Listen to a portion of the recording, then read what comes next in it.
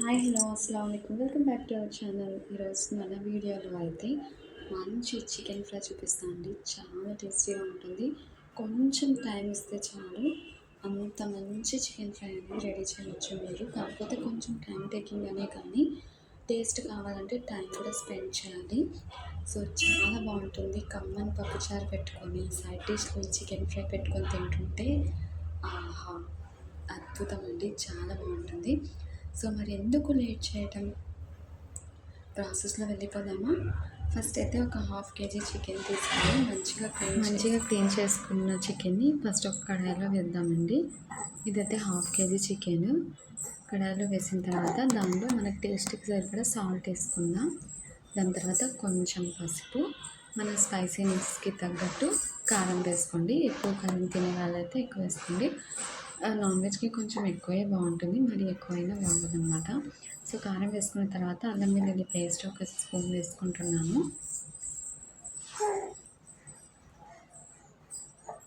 దాని తర్వాత ఒక మీడియం సైజ్ ఉల్లిపాయ ఉంటుంది కదా, చిన్నదే, దాన్ని సన్నగా తరిగి వేసాను. దాని తర్వాత సన్నగా తరిగిన కొత్తిమీర కొద్దిగా, సన్నగా తరిగిన పుదీనా కొద్దిగా వేసేసాను. వేసి వీటన్నిటిని బాగా కలుపుకోవాలి. చేత్తో అయినా కలుపుకోవచ్చు, లేదా స్పూన్తో అయినా కలుపుకోండి. బాగా ఆ మసాలాలన్నీ చికెన్ పీసెస్కి పట్టాలన్నమాట. ఇలా కలిపేసి మీకు టైం ఉంది అనుకుంటే 1 or 2 hours రెస్ట్ ఇచ్చేసేయండి.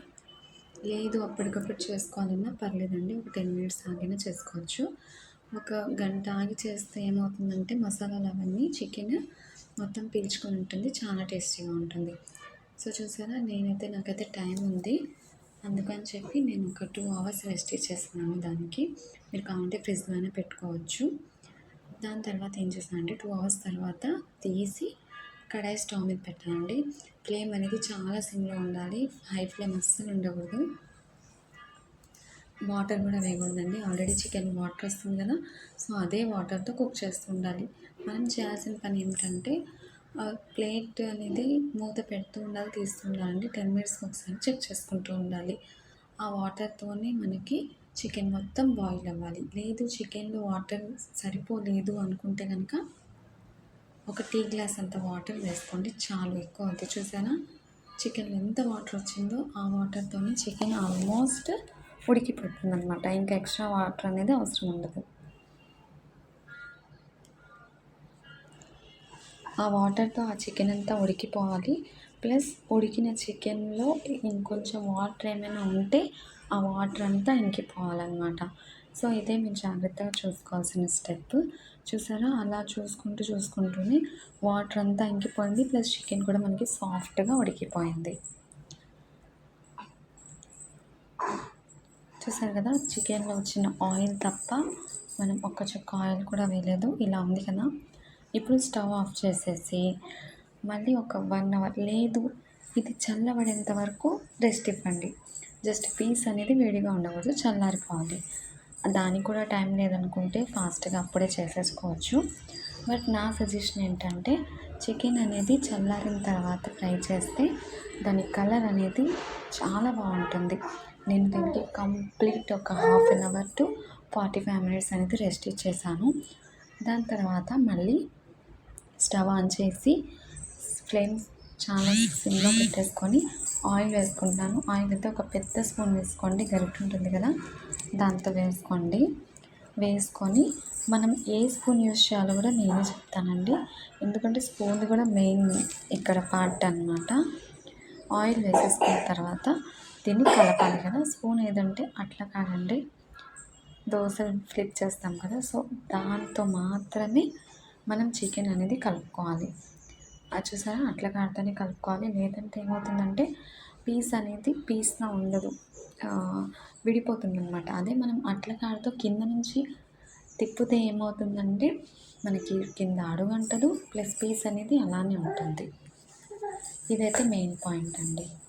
చూసారా, సైడ్స్ అవన్నీ అంటుకోకుండా, అడుగంటకుండా జాగ్రత్తగా స్పూన్తో ఫ్లిప్ చేసుకుంటూ ఉండాలి.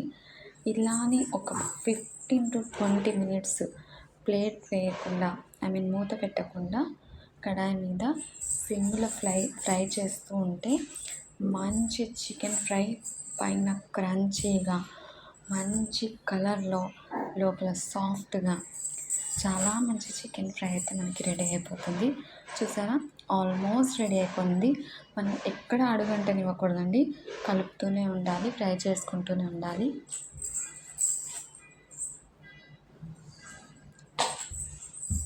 అంతే అండి, టేస్టీ చికెన్ ఫ్రై అయితే మనకి రెడీ అయిపోయింది. చూడండి, మనకి ఇంకొంచెం రోస్ట్ కావాలంటే ఇంకో 2 మినిట్స్ ఆర్ 3 మినిట్స్ పెట్టుకోవచ్చు. ఇది చాలు, ఇంకంతే. లాస్ట్లో ఏం చేయాలి, మనం మంచిగా కట్ చేసుకున్న కొత్తిమీర ప్లస్ పుదీనా అవి 2 కట్ చేసుకొని సన్నగా ముక్కలుగా కట్ చేసుకొని దాని మీద చల్లేసి మూత పెట్టేసేయండి. కలపకుండా మూత పెట్టేసేయాలి.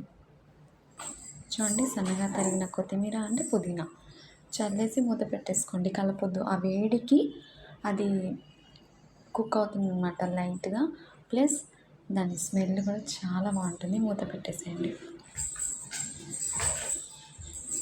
అంతే అండి, మన టేస్టీగా ఉంది చికెన్ ఫ్రై అయితే రెడీ. సింపుల్గా రెడీ అయిపోతుంది. వేడి అన్నం, వేడి పప్పుచారులు సైడ్ డిష్ పెట్టుకొని తింటుంటే ఆహా, 4 ముద్దలు ఎక్కువ వెళ్తాయి కానీ తక్కువ వెళ్ళవు. Thank you.